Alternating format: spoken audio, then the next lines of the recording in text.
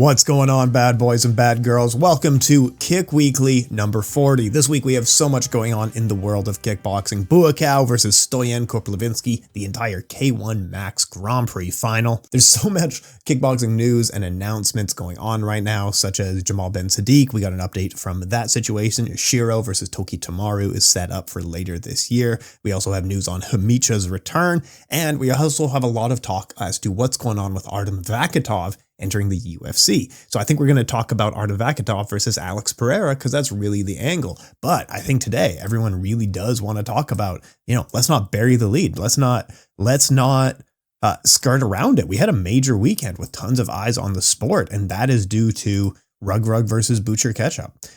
This was the battle of two Senegalese wrestlers, top of the game Senegalese wrestlers in a heavyweight kickboxing match. One has never had any combat sports experience aside from wrestling before, and the other has some MMA experience.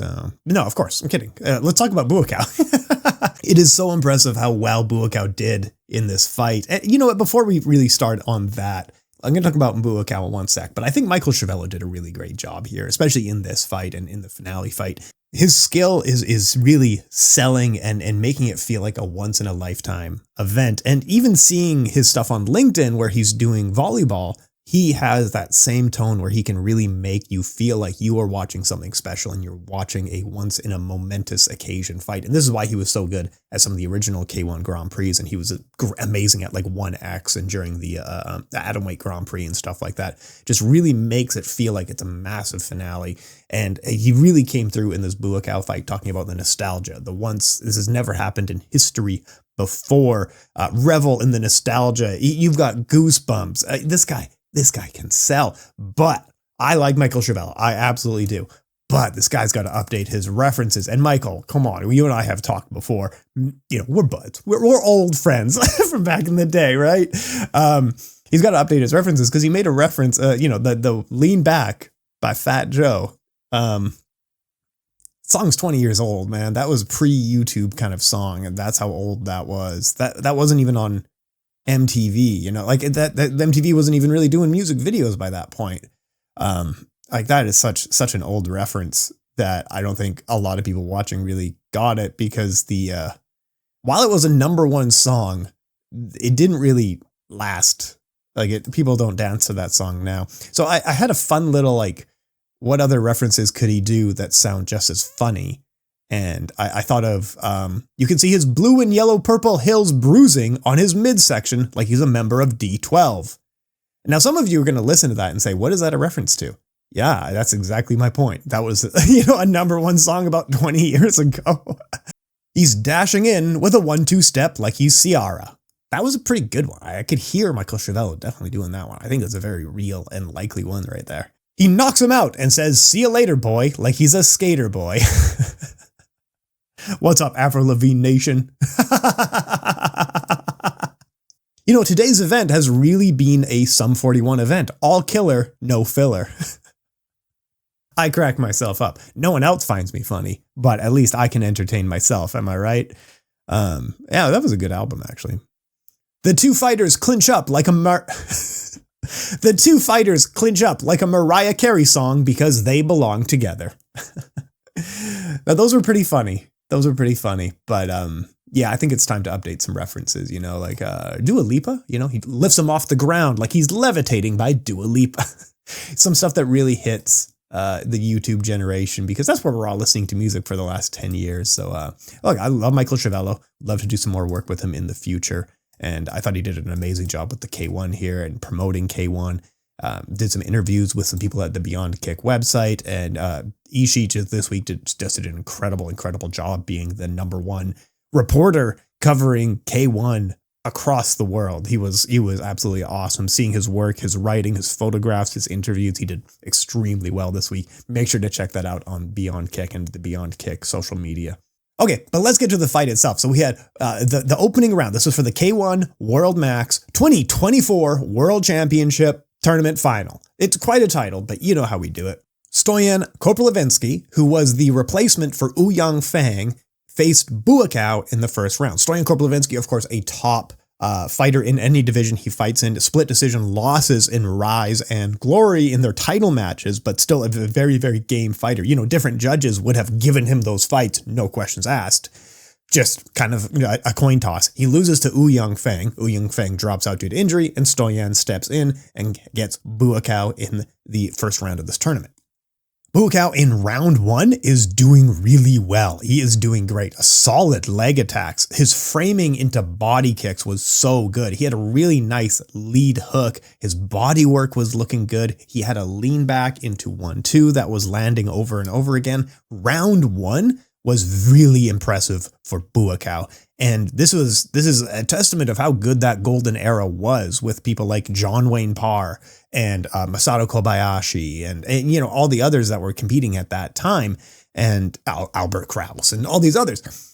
How good that golden era was is that those guys from 20 years ago, the 2004, 2005, 2006 Grand Prix, really all were still fighting like 4 years ago.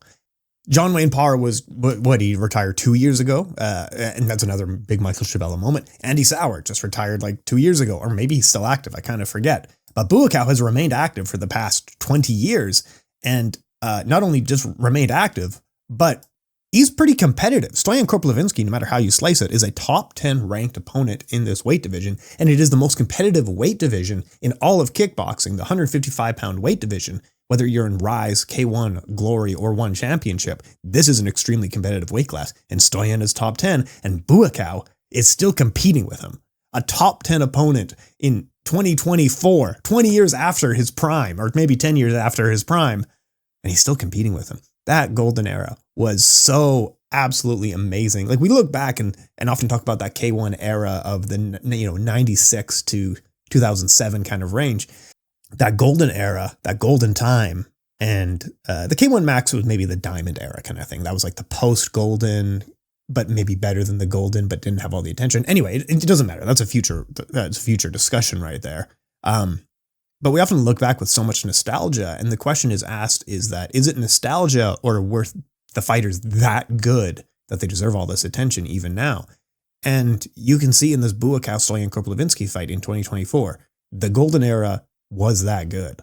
The fighters of that era were absolutely incredible, that you still have John Wayne Parr and Albert Kraus and all these others, and it's still competing and still active and still dangerous up to when they retired 25 years later, or whatever it is, 50 years later.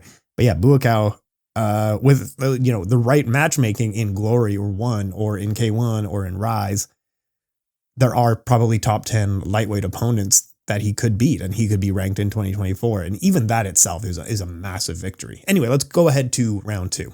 Stoyan Koprivlenski, the thing is that he learns patterns as the fight goes on. And Buakaw has played most of his cards, because that's the stuff that he's been doing for 20 years, and he's very good at that.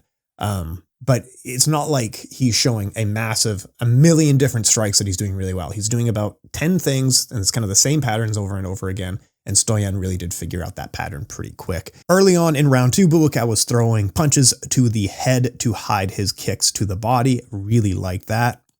And you could see him just starting to slow down because his defenses began to lack. Rather than being actively leaning back and returning with strikes or parrying, he was kind of doing nothing. He was getting hit a lot because of that. Started taking a lot more punches and kicks. And what I mean about like his tools were getting in trouble, his best tool is that lead switch kick. And he had that lead switch kick blocked a couple of times. And that was the biggest success that Stoyan was having in this fight, was working off of the switch kick. So Stoyan blocked the lead switch kick and then landed a blistering 1-2 lead hook combo. And that was by far the most impactful strike of the fight to that point. And the next time Buakaw threw a switch kick, this time to the body, Stoyan countered with a head kick. So both of Stoyan's best strikes were off of the lead switch kick. And Stoyan scored a knockdown here. And I mean, Buakaw got right back up, but Buakaw was down. He got hit in the head. He dropped to his hands and knees, and that's a knockdown. But this guy, tough as nails, popped right back up. Now, if you're sitting there and saying like that didn't look like a knockdown, the thing is, reffing in kickboxing can be quite spotty. That sometimes you can find 25 examples of that exact thing happened here and it wasn't a knockdown, but 25 examples of it happened here, but it was a knockdown. Yeah, I know. we're they're doing their best. A different referee may have said that wasn't a knockdown, and that's completely fair. And you're going to argue that that wasn't a knockdown, and that's completely fair. It wasn't the knockdown that really made the difference. Like, he got straight back up, and that's great. It was the head snap that his head like went all the way to his shoulder and then bounced back again, kind of like loosely. That was the more concerning than how much of his body was on the ground. So if you're saying like, oh, only his hand touched the ground, well, that's still a knockdown. But if it's only his hand touched the ground, like, dude, that guy's chin was touching his shoulder. Like, that's not good. And then, yeah, he seemed confused as soon as he got up. So he finished the round pretty strong, actually, just at the end of round 2 there. But yeah, he seemed a little bit dazed as to what was going on there. So, regardless of the knockdown, round 2 really is Stoyan's round. That part doesn't really matter.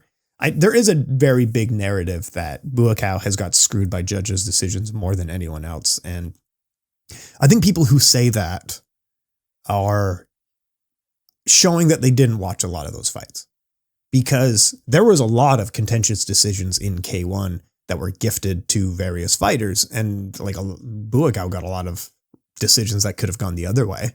And Buakaw lost a bunch of decisions that could have gone the other way. Like, it kind of split both ways. But I think that exact phrase that Buakaw got screwed in decisions comes from documentaries, or specifically one documentary that may or may not be accurate. Go back and watch the fights and judge them for yourself. And regardless, he didn't get screwed. These weren't robberies. Even if he deserved to win, those were very, very close fights back in the 2004, 2005, 2006 Grand Prix, or 2005 is really specific. 2005, 2007 is when, people were pissed off about decisions. He got gifted a few decisions here and there that maybe he didn't deserve, but yeah, maybe he got screwed in other decisions. But I think that really does say that you just watched a documentary about Buakaw rather than actually watching some of these fights, because they were incredibly close fights. He had such good fights with that golden era, the guys that we were talking about just a second ago. Anyway, where was I? Anyway, Stoyan clearly wins round 2. No question there. Even without the knockdown, that's such a Stoyan round. Round 3, Stoyan is countering the kicks with various punching combinations and head kicks. Buakaw is aggressive, but really was eating a lot of strikes in here. Now, I think a lot of people thought that he was doing well in round 3 because he was forward. He was moving forward a lot and throwing combinations and throwing huge volume of punches, but he was getting hit all the time here. And one thing to note in kickboxing judging, as opposed to other sports, is that it is the impact, and all strikes are judged equally. So it's not head strikes are judged more than leg kicks. All strikes are judged equally. It is just the impact and number of those strikes. So he ate a lot of strikes, but he was eating a lot of big right hand he took, especially over his jab. Stoyan's arms are so long, and that'll come up later in the tournament. But yeah, Stoyan was landing that big right hand over the jab. And yeah, he was really landing well. But round 3 judged for Stoyan, round 2 very clearly for Stoyan, round 1 definitely for Buakaw though, no doubt there. Even without the knockdown, I think this is a Stoyan fight. I think that's quite easy to judge and easy to see in all honesty. But again, like we were talking about with the Jonathan DeBella fight last week, don't lose the narrative on like, this is a robbery, this should be rejudged, blah, blah, blah, Buakaw got screwed. Look at this as this guy from 20 years ago came back and had one of the best fights of 2024. This will be on the top 10 list of best fights of 2024. In kickboxing, this was a tremendous back and forth fight. Not just the story and the stakes, but on the fight itself. This was an incredibly good fight. And that is just absolutely awesome to see. And, it's Buakaw coming back after 20 years, given a top 10 opponent, arguably maybe even a top 5 opponent, given his championship run. Given his championship history, you could say Stoyan is top 3 or top 1, but he really gave him a hard fight, especially in round 1. He looked really, really good. And I would, as he is in his 40s at this point, but I would love to see more Buakaw in K1. I think this is such a good home for him. And I think there's some really fun matchups for him potentially. Oh, the K1 champion Miyuu Sugawara was the ring girl in this fight. Ring girls are going to be a theme going forward in K1. They think that's certainly something to promote to the fans. And yeah, giving Miyuu looked quite happy, and I think pushing Miyuu and pushing ring girls, cool. I just like Miyuu is the thing. So anything that she does, cool. That's great. Okay, so the tournament alternate fight, you had Sergio Sanchez knocking out Cabelinho after struggling in round 1. I don't think he landed anything in this fight except for the one punch, and then that was it. Sanchez was eating a lot of heavy leg kicks, knees to the bodies, teeps, jabs, but he landed that one overhand, and that was it. His opponent could not recover, so Sergio Sanchez is the official replacement going forward in this K1 tournament. And then we had Dengue Silva versus Darryl Verdonk, which is a huge nomination for Fight of the Year #1. This was an insane back and forth fight. Darryl Verdonk, of course, is the infusion champion. Dengue Silva, a really long striker from Brazil. Verdonk was the aggressor and was landing tons of shots on Dengue Silva. He sent him stumbling off of various different strikes. The inside leg kick and lead hook was making a massive difference. Silva's teep looked so good in this fight, and I would love to see more of that given his length. And like, this is the thing, he was eating strikes all round. He was eating big strikes. It looked like he might have been getting knocked out. And then Dengue Silva lands a thunderous 1-2, which changed the tone of the fight. Verdonk was less aggressive after that. And Silva was landing as Verdonk opened the guard to swing because he was cornering him. Silva was constantly getting cornered and Verdonk would come in to swing on him. And as soon as he opened up, Dengue Silva was able to land a couple of punches here and there. So the first minute of this round looked hugely different than the last minute of the round. Silva was doing the thing of throwing a lead hook and pivoting out to handle the pressure. Verdonk controlling the center and swinging for a knockout. Landed a brilliant body head hook combination that was just absolutely awesome. Punching combination into a head kick. Gosh darn, that is beautiful. I mean, Dengue Silva is on ice skates after eating some of these shots, but round 3, Verdonk is pressing. Silva leans back against a lead hook and slams him with a punch that drops him in round 3. These two start trading punches and strikes in combination, just throwing heavy leather here. Verdonk nearly dropped him with a couple of times at the end of round 3, but with the knockdown, it still goes to Dengue Silva. Overall, judges gave it to Dengue Silva, and I think if you're going to talk about judging controversy, this fight is probably more controversial about how you judge it, but Dengue Silva landed more, did really well. He was pressured a lot. He ate a lot of big punches and he got the decision here. Now he moves to the next round. But Darryl Verdonk really sold himself here. No matter where he fights in the future, I'm tuning in. This guy is so exciting. He is a Dutch stylist to a T, throwing heavy combinations to the head and throwing kicks to the legs and body. And he's always aggressive, always aiming for a knockout, always going 100% power. So no matter who Darryl Verdonk fights next, I'm going to tune in. But for this K1 Max tournament, Dengue Silva of Brazil moves to the next round. You have Viktor Akimov versus Romano Bakboord. Akimov, a sailor on an oil tanker, doesn't have a ton of defense, I've noticed. He stands really quite stiff and throws back in combination, but really head movement, like on a video game slider, he's 0. He has none. Blocking, not really. Parrying, not really. His defense is to eat the punches and no sell it like he's a robot, and then continue marching forward and land in combination. And it works. Like Romano Bakboord was landing more strikes and just couldn't do anything. The strikes just didn't seem to bother Viktor Akimov. So Akimov was throwing a combination. Romano landed, but it simply didn't matter. Akimov scored a knockdown in round 1 with a liver punch and finishes him in the fight in round 2 with the same strike. Really, really good job. Viktor Akimov, again, a really good fighter. Looking forward to seeing more of him. He moves to the next round of this Grand Prix. Then you have Kacper Muszynski versus Zhora Akopyan. Now, Kacper Muszynski was a relatively unknown kickboxer who qualified for this tournament by beating Stoyan Koprivlenski in an upset earlier in March of this year. And then Kacper Muszynski has fast and tight punching combinations. He uses a body kick to counter punches, body punches, and they're just so good. He just overwhelms and pours it on fighters. Even if you land one punch against Kacper, he punches back with this like a 5-punch combination mixing body and head. It's like turning on a waterfall and just letting the strikes flow. And he's so fast and so smooth. But what I really like is that his wide striking is not winging punches. It's like right here. So he's throwing hooks to the body from right here. And that's the right way to do it. You want to keep everything really nice and tight when you throw the uppercut. Sorry, I'm kind of off screen, but you throw the uppercut, it should be like an inch away. When you throw a hook, it's just like an inch away from you. And he's so good at that. His tight punching combinations are really, really good. And Zhora, he was getting beat. Like Kacper Muszynski, he just stays right in your face all the time. He's always moving forward. No matter what you hit him with, he stays right in your face. And wherever you have an opening, whether it's your body or head or legs, he's going to be hitting you there. Zhora was making a little bit of a comeback in round 3, became a really tight phone booth battle with tight, fast punches, really exciting stuff. even with Zhora pushing forward, Kacper stayed in the pocket and he was winning these exchanges, but it was a very, very good fight. I'd love to see more from both men, but Kacper won the decision here and it was a really impressive performance. Can't wait to see more from him. He does move to the next round of the tournament, but dropped out due to injury. So as we were talking about just a second ago, that he is Sergio Sanchez will be brought in as the replacement. But either way, this is the thing of like a lot of these guys we want to see more of. Darryl, Verdonk, we want to see more from... we want to see more of Dengue Silva, Zhora, Akopyan, Kacper, Muszynski. A ton of these people we want to see more from. And the K1 really does have the makings of quite a good division here. There are some really great fighters and exciting fighters that we want to see more from. Okay, the next round of the tournament, we are reaching. This time we have Stoyan Koprivlenski against Dengue Silva. Both of them won earlier in the night, but they were battles, and both of them are damaged coming into this fight. Dengue Silva was doing well to control distance, did better in his previous fights at least. He was doing leg kicks and teep kicks, and those were doing quite well. Leg kicks were causing clear pain against Stoyan Koprivlenski, so now he's fought Buakaw with leg kicks, he's fighting Dengue Silva with heavy leg kicks, and those leg kicks are hurting him.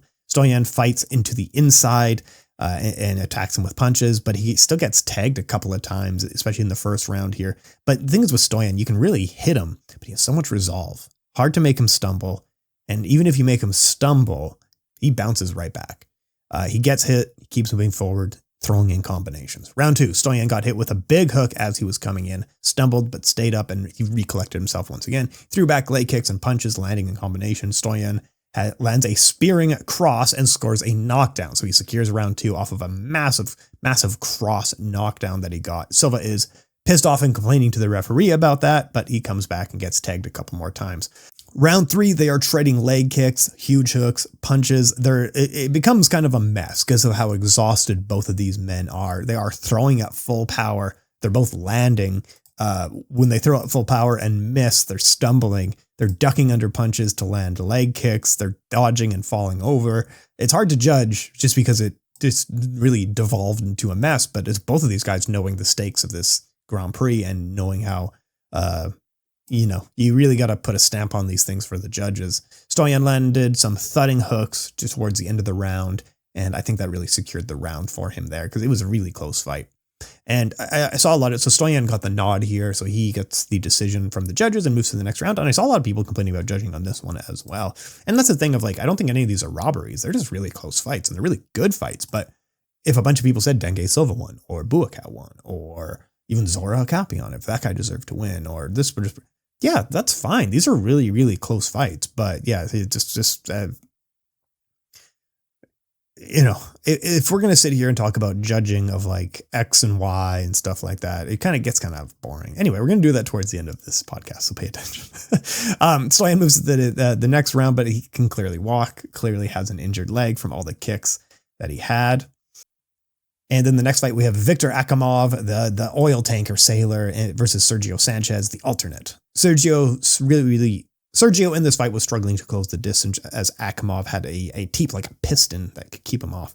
Akimov is patient. He waits, and then he strikes in combinations. He waits for you to have an opening. The thing is, Viktor Akimov, he started late into kickboxing, and he may not be the most technical fighter, and he may not be the most perfect fighter, but he has the skill that you can't teach, and he has an eye for opening, and he has an eye for timing. So even if his punches aren't perfect, that timing and placement, and it's just absolutely perfect. And that's really good that's just great to see. But even against Sergio Sanchez, Akimov still has no defense, just ice cold movement forward.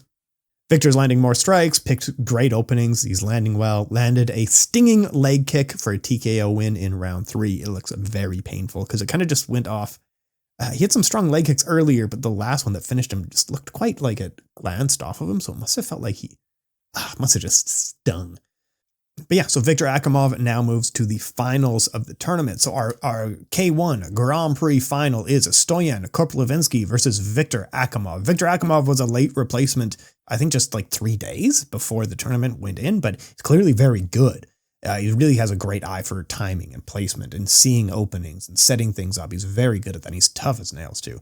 And he's going to face off against Stoyan Koprivlenski, who was the alternate against Ouyang Feng. But coming into the tournament with all of the fighters, the top fighters in this tournament were Stoyan and Ouyang Feng, who were the biggest profiles. So it's no surprise that Stoyan made it this far. He was my prediction to at least make the finals back in March before he lost.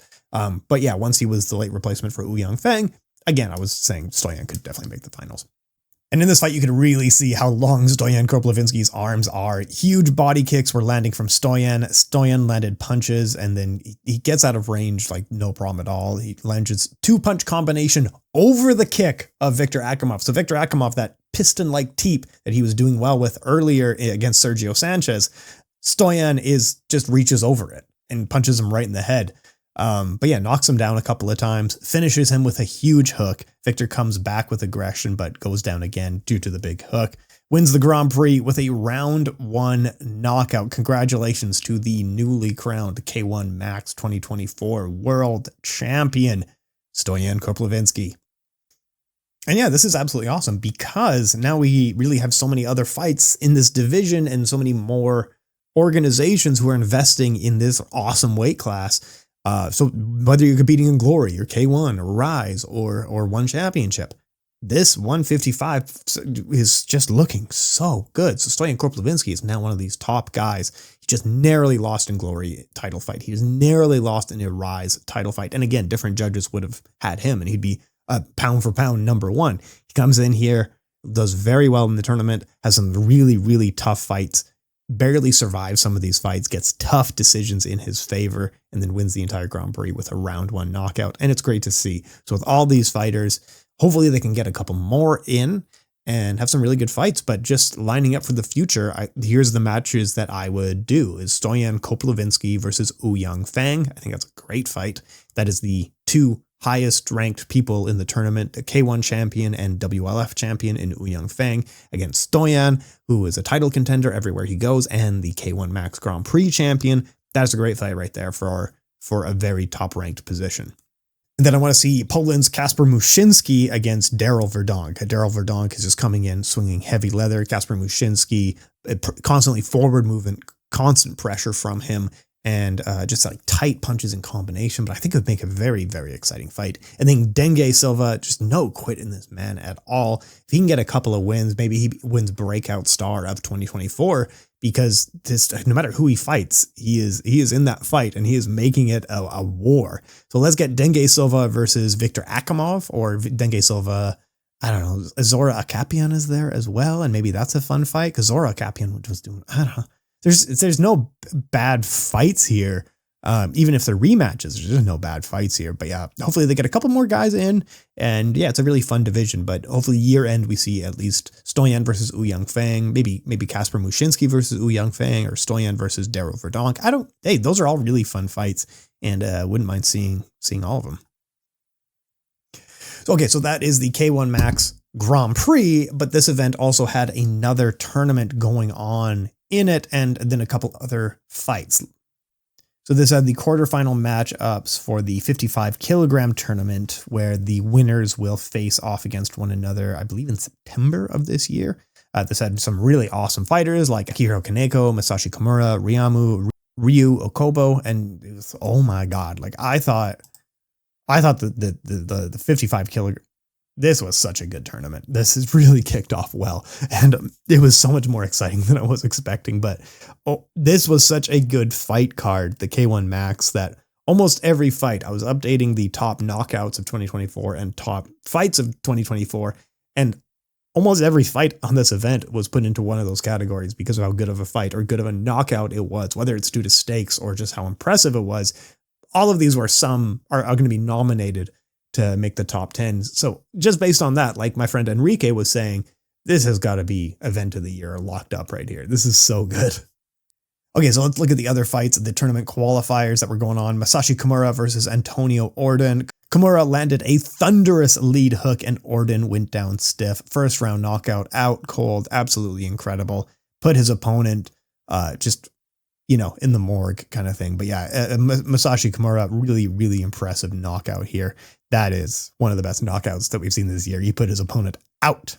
Next, you have the K1 champion Akihiro Kaneko facing Kan Meng Hong. And Kan Meng Hong did very, very well for a person who's definitely the underdog in this fight. And, it's a K1 fight against a K1 champion. He's certainly an underdog coming in. Akihiro Kaneko is a very skilled fighter. But yeah, Kan Meng Hong did very well. Seemed to be doing quite well, especially early on. Kaneko landed tons of leg kicks, and Khan collapsed in round 1. Just over time, Akihiro Kaneko was doing much better. In round 2, Khan seemed to finally find some resolve, and he started throwing kicks and punches much more aggressively with mixed success. Some landed, some didn't. Even though Akihiro was blocking strikes, his forearm was bright red and it looked really painful. So he was blocking kicks with his forearm, and that forearm was like the Canadian flag right there. Like that is bright red. But a little bit of poetry in your fights here is that he used that same arm to land a huge overhand to score a knockdown. And then from there, it was just a timer. That was Kaneko's fight. Body jab, overhand, lead hook, out cold, and Khan Meng Hong had to be collected in a stretcher because he did not wake up. But yeah, really impressive knockout. And again, against a very game and skilled opponent in Khan Meng Hong. But Akihiro Kaneko is just so good. And nomination for knockout of the year, no doubt about it. Rui Okubo fought Zhao Zedong, and this was an amazing fight. This is fight of the year nomination right here, trading leg kicks and punches with flurries. It's like the gif of the two Nintendo guys, just like pop, pop, pop, pop, pop.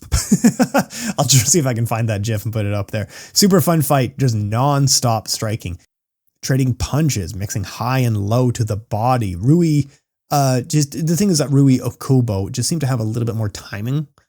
He seemed to figure out the range much sooner. He would step out and then land a few things back again and made Zhao miss, and he just landed more. But it was an amazing fight. Lead hook into rear side head kick. Come on, how cool is that? And yeah, Rui Okubo, just 19 years old, so I'm really looking forward to seeing more from him. But yeah, he goes to the next round of this tournament.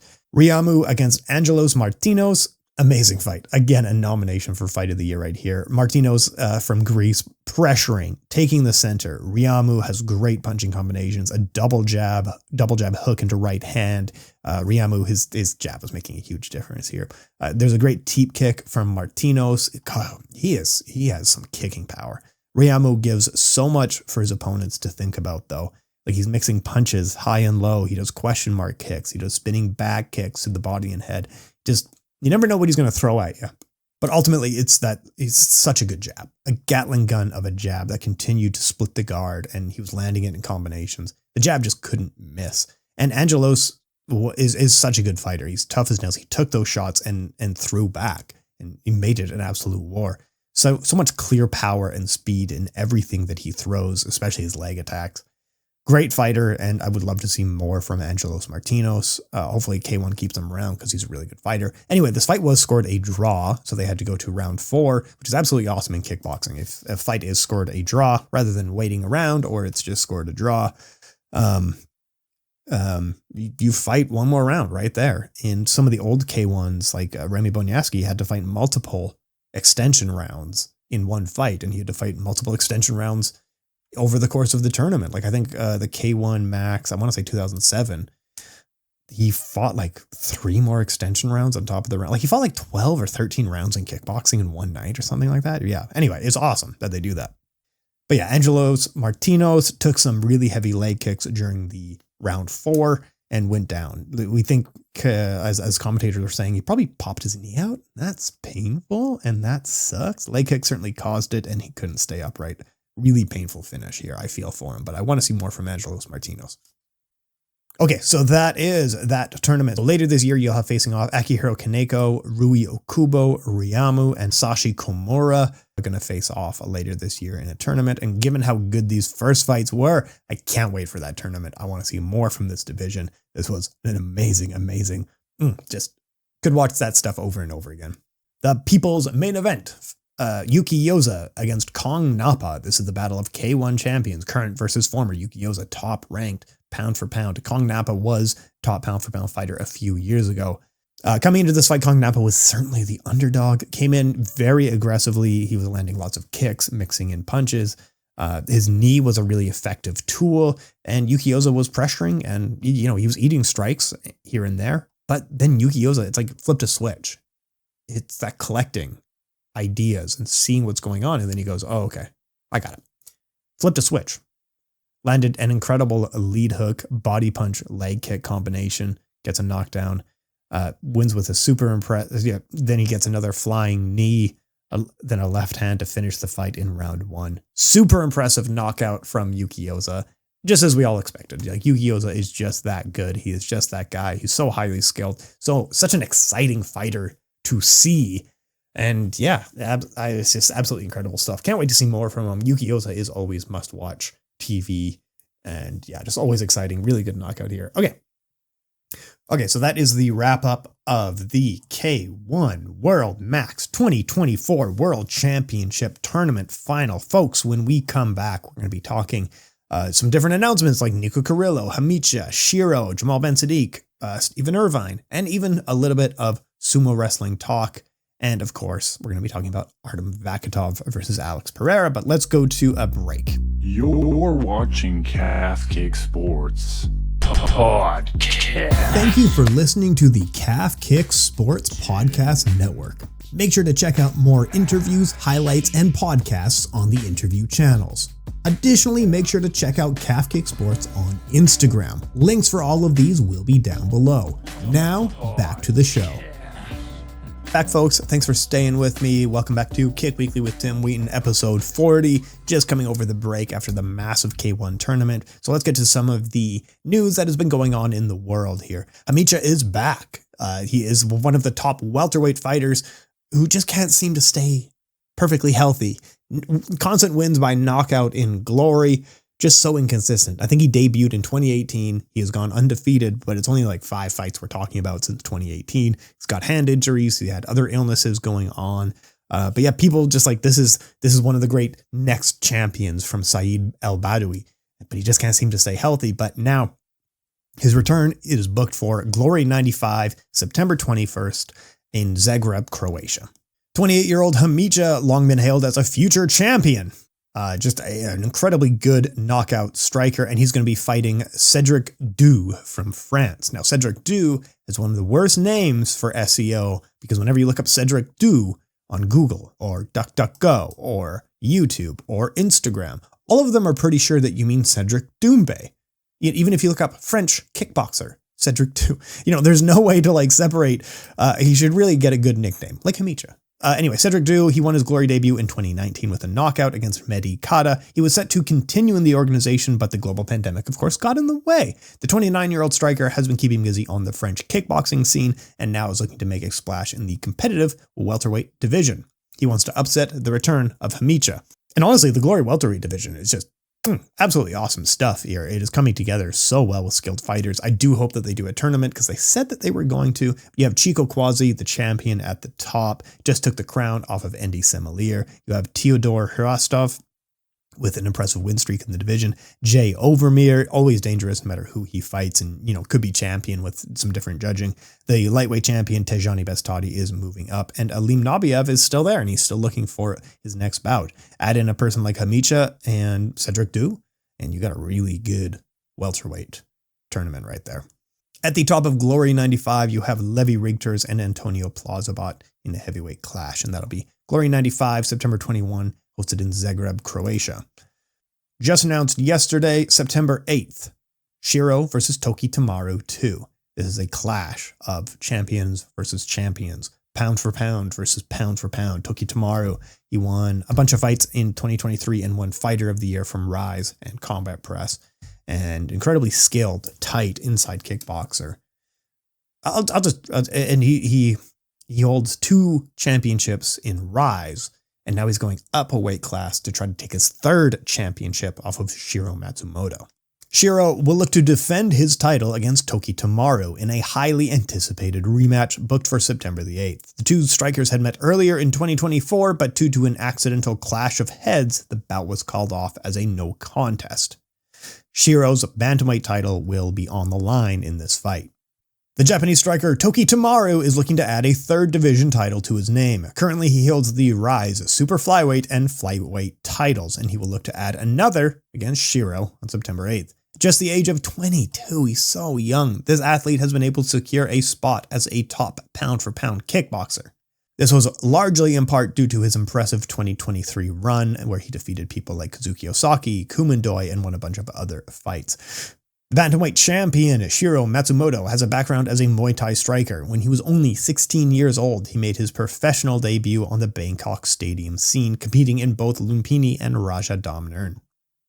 He previously has a win over the True For You Muay Thai champion Dieselek, and he picked up the title in that fight. He then lost in the same tournament that Toki won, and he lost to Kumandoi. Since this loss, he's earned a first-round knockout against Bunlong and then recently defeated ISKA champion Christian Manzo in what was a very fun, exciting fight. That was a ton of fun. I think I talked about that last week. So these two narrowly missed each other in the tournament. They fought earlier this year in March, but it was called off as a no contest due to a headbutt, and their first fight was cooking. Their first fight was really a ton of fun. It was only 3 minutes, but we saw what is likely to happen in this fight. Just like a little preview, a little trailer. The southpaw Toki Tamaru was landing kicks to the open side to pressure Shiro, while Shiro was attempting to parry punches and counter with a cross. He looked like he was trying to lower the guard of Tamaru to me to land punches, and it looked like things were just getting underway. It was just starting to cook. It was just starting to heat up. So I'm really looking forward to that one coming up. Yokohama, September 8th. That is one to definitely tune in for. More news. Jamal Ben Saddik has been arrested again, this time for kidnapping and assault. This is an interesting one. And I've been trying not to comment on it now because I don't want to get anything wrong. When you're talking about things that have to do with court cases and investigations, you want to be as accurate as possible, especially with someone who is such a fan favorite like Jamal Ben Saddik. So he just like 2 weeks ago, he was arrested and fined 40,000 euros for money laundering and fraud accusations. Apparently, he had laundered money from the cocaine trade for a Dutch sports agent. Additionally, he was using encrypted phones to facilitate the trade, allegedly. He's appealed the court's decision, and so he was let out of prison.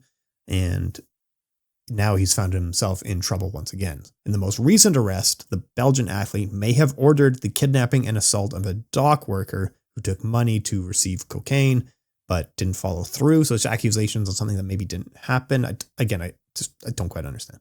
However, Jamal Ben Saddik was arrested. He isn't yet charged with anything. He is being investigated for involvement with a criminal organization. So nothing is confirmed as of this point, but he has been arrested in the last couple of weeks. So in March of 2021, he was one of the suspects in a Sky ECC case, suspected of selling encrypted phones used by criminal organizations. He was released after a month and a half with an ankle bracelet in 2022. His family faced multiple attacks, including his home being shot at and his kickboxing club being targeted. Sources close to the athlete dispute the charges and accusations altogether. An anonymous person spoke to Vexport.info, and I know Vexport.info, Ron over there, is quite close to Jamal Ben Saddik. And this anonymous source said no one knows exactly what's going on, and the people around Jamal had to hear the news from the press. Even his lawyers know nothing. It's simple. Jamal is always available and trains every day, but the fact that he's a big drug lord is BS. He drives an old car and has to make ends meet with his fight income. So the person close to Jamal Ben Saddik says he's essentially just being a fall guy. Like the people just keep putting stuff on him and he's completely innocent. So many fans were hoping to see Jamal Ben Saddik return to glory as he is a really good rival of Rico Verhoeven. He was close to participating in the Heavyweight Grand Prix earlier this year in 2024, but had a cancer diagnosis and had to go through surgery, so he couldn't do it. In between the cancer surgery and the arrests, it's been a rough year for him, but we'll see how it plays out from here. And again, from my side, opinion-wise, no comment. Nico Carrillo, the Glaswegian, the Scottish-born knockout striker, just cannot stop winning. This guy is so impressive. I think since he's making his debut in one championship, he's won all of his fights by way of knockout. He's just such an impressive striker. Like he defeated Muay Thai. He defeated the former champion and arguably all-time great Nongo. He then just a few weeks ago defeated Samapech. All of these by way of knockout. This guy has so much power, so much aggression. He's looking so good He's on like a 15-fight win streak at this point, unbeaten in Muay Thai since 2019. WMO champion. He's won a bunch of Performance of the Night bonuses in one championship. He's WBC champion, ICO champion, ISCA champion. This guy is so damn good. And now in Muay Thai, he has taken aim at Jonathan Haggerty. So now at the top of this division, there's a little bit of a holdup because there's so many great fighters in this division. Like they want, Jonathan Haggerty also has the kickboxing title, and maybe, Fabricio Andrade or someone else is there, or Hiroki Akimoto is there to face Jonathan Haggerty. And he's also talked about doing MMA, but coming up at 1168, and this one's in Denver in the USA. This is in September. He's going to be fighting Superlek. So Superlek, of course, well, it's just an incredible few years for Superlek here. Ever since his Super Bowl win, this guy has just been absolutely unstoppable. Defeated Takeru in what was not a close fight at all. Absolutely dominated him. Defeated Rodtang in a Muay Thai fight. Picked up the kickboxing title against Daniel Puertas in what was quite a good fight. Beat Daniel Williams. Knocked out Nabil Anane. Beat Tagir Kalalov by TKO. Just beat Kong Thorny just a few weeks ago. Beat Pan Payak for, I think, third time out of their 7-fight series. Just absolutely incredible stuff since his Super Bowl win for the True For You title.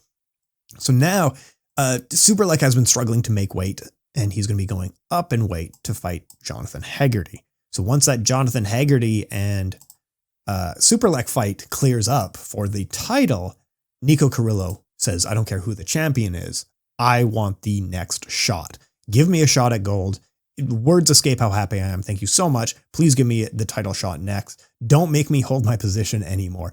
Nico Carrillo is so clearly the number one contender in this weight class and deserves a title shot. Given that he's beaten Semapech and Nongo and all these other guys, there's really no one else because he's beating them. He's beaten some amazing, amazing fighters. So whether we see Nico Carrillo versus Superlek or Nico Carrillo versus Jonathan Haggerty, I am going to be quite happy. He says that he would prefer to beat up Haggerty. And he says, not because he's better, I just want to be the one to take the belt from him. And he says, I feel like Haggerty is avoiding me. I know I'll beat John because Jonathan Haggerty doesn't even say Nico Carrillo's name in interviews. He refuses to. And look, let's get it. That is such a great fight. I think that's a Scotland versus England fight, and I think that's why Nico Carrillo really wants that fight specifically. He wants to be a Scottish guy to beat the English guy and take the title off of him. Look, I live in Scotland. I know. I know how it is. Anyway, next couple of months before September, I'll probably go out and hang out with Nico Carrillo a little bit and probably do an in-person interview with him. Hopefully, we're trying to coordinate things. We'll see how it goes in the next little while here. But let me know what you think of me telling him about his nickname, because in past fights he's worn the Game of Thrones Stark family wolf, and his nickname is King of the North. But Robb Stark was never King of the North. He was King in the North. Whether we're talking about the Game of Thrones TV show or the A Song of Ice and Fire book series, Robb Stark was always called King in the North. And I know what everyone on the forums and Reddit, people always say King of the North and stuff like that because it rolls off the tongue, but Robb Stark officially was King in the North. So I wonder if I should tell Nico Carrillo this. Let me know if I should or shouldn't, or if I should avoid the topic. But you know what? He seems like a big Game of Thrones nerd. He'll know what I'm talking about. And look, I was a huge Game of Thrones nerd. There was a few passions in my life. And like science fiction and fantasy. Game of Thrones was one of those things. Halo, Game of Thrones, StarCraft, kickboxing, MMA. Those were essentially the only things I've really liked in my entire life. And I dedicated myself to I got to be the expert on these things. And yeah. So like Game of Thrones, A Song of Ice and Fire, I've read the extended material. I've read the fan work. I've read the fan theories. I've read everything in that series.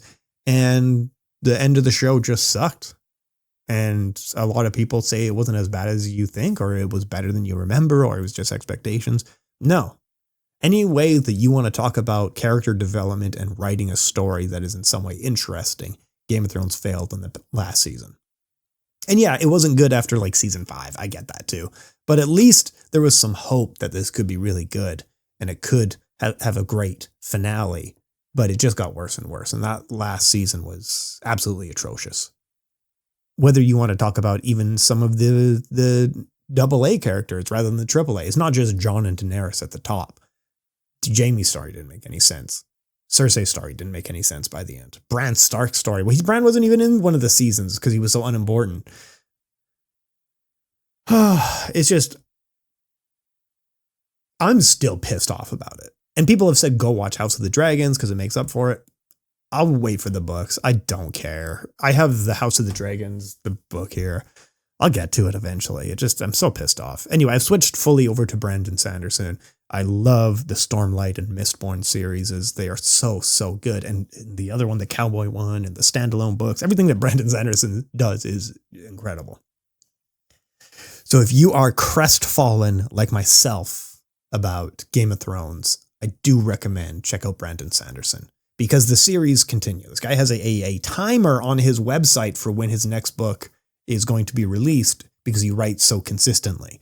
He writes 1 to 2 books a year for his mainline series, and then he writes books on the side. And then he also keeps busy by helping write video games and graphic novels and all this other stuff. So yeah, if you are like me and just sick of the George R. R. Martin scheduling, I'm here for you. I hear you, but you need to go check out Brandon Sanderson. Anyway, what was I talking about? Patrick Rothfuss is overrated. I've read his work, and don't hold your breath.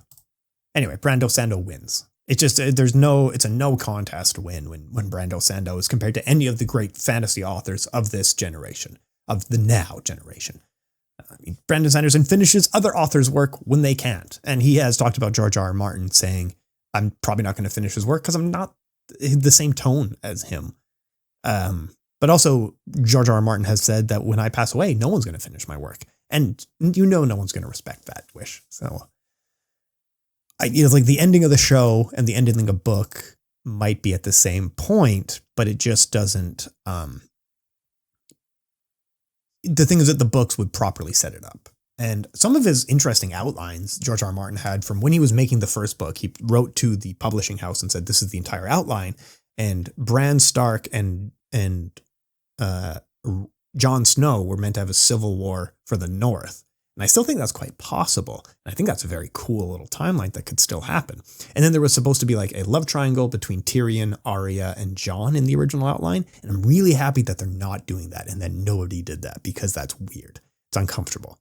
But I do like the civil war for the North because you could see Bran, the way that he is working with like the Night King and the kind of powers that he has. What if he takes over as the Night King and then has a civil war against Jon? So it's like undead versus the North, but it's Bran versus Jon. Although in the books, Jon is still dead.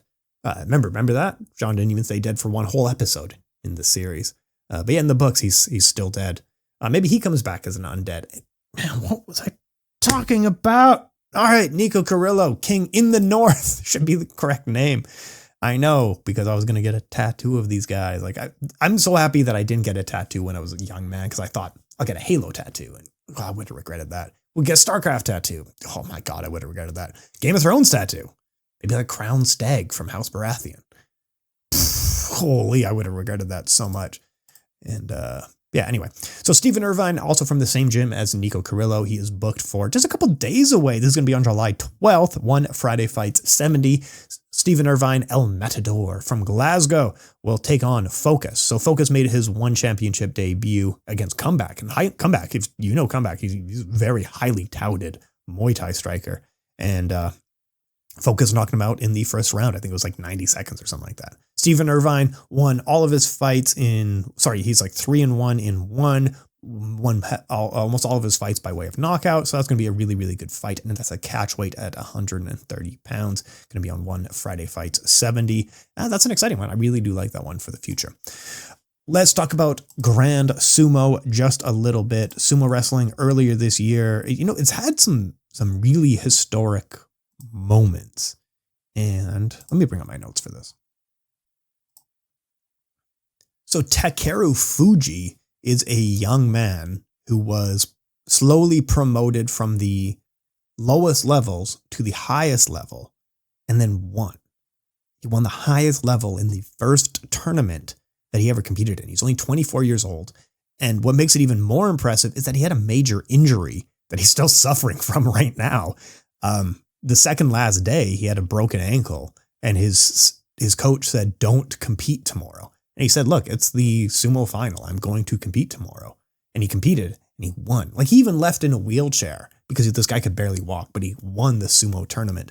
And he was the first to do that in like 110 years or 100 years in sumo or something like that. Just absolutely historic moment making for Takeru Fuji. This young man is the next generation, and he looked good doing it as well. But he set another record for fastest to start competing in sumo to win the top tournament.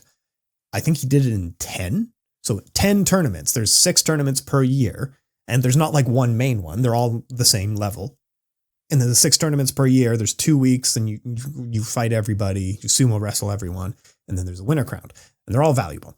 So from his first tournament to his last one, he started competing and then won the last tournament, the most important tournament, won the top level in just 10. And that was hugely record setting. Nobody has done it in 10, except the next tournament, that record was broken. More history was made right away. So going from the first tournament of this year to the second tournament of this year, we are just making history over and over again. But Takeru Fuji, his ankle was so injured that he couldn't compete in the next tournament. So because of the injury, he essentially got no wins and a bunch of losses is the way they judge it. So he was moved down to the second lowest level, which is called Juryo. But in Juryo, he is supposed to be competing. But from what I've heard, he is saying, we haven't got any official word at this point. We'll know in a couple days. But he hasn't been training on that ankle. So that ankle injury was so bad that he's still not really 100% at this point. And the thing is, if he doesn't compete, he'll move down from Juryo to the next level down. And you do get a cut in pay every time that you get moved down.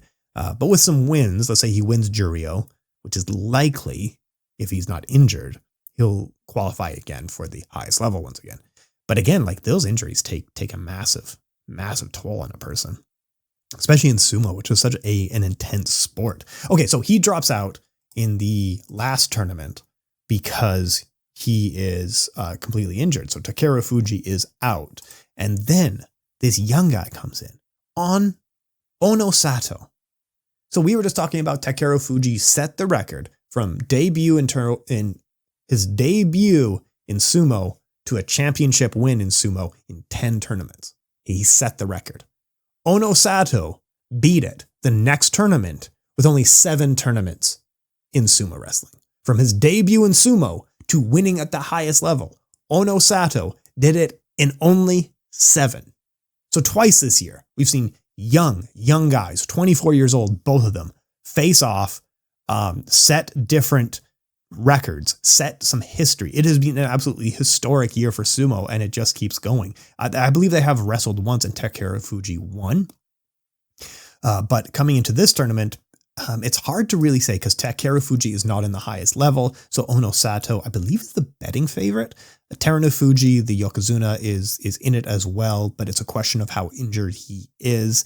But yeah, weird things happen over the days. Like, you get very much different injuries and stuff like that. But if you are watching this tournament, you do need to watch for Ono Sato, Teruno Fuji, and keep your eye on Takeru Fuji as well. But yeah, I'll keep you folks up to date. But it's a really, really interesting time to be covering sumo wrestling, and I will be going forward. Now, probably move most of this discussion to next week. Artem Vakitov, he went 1-1 with Alex Pereira for the light heavyweight title. Both really close fights, and both are just kind of odd fights. So Pereira won the first fight, but arguably Vakitov should have won. And then Vakitov won the second fight, but arguably Pereira was supposed to. Their second fight, Alex Pereira was already signed in the UFC and was set to make his debut. So Pereira maybe wasn't giving it 100%. He looked like he was trying not to get injured. I get that. So Alex Pereira essentially chased down Israel Adesanya because he had beaten him in kickboxing, and then rose up through the UFC very quickly, debuted at 3-1, was able to take the title off of Israel Adesanya. Now Artem Vakitov wants to do the same thing. He's 2-1 in MMA. He's either going to win his next fight and come in at 3-1, just like Alex did, or enter Dana White Contender Series and then chase down Alex Pereira, try to take the light heavyweight title off of him. Artem Vakitov is like a 7-time champion in Glory, one of the top pound for pound fighters, incredibly skilled fighter, lots of pressure, mid-range striker kind of thing. Really tough fighter for anyone in kickboxing. In MMA, I still don't entirely know how well his style translates, but if you've seen the light heavyweight division in the UFC, I'm sure he's fine. I'm sure come on.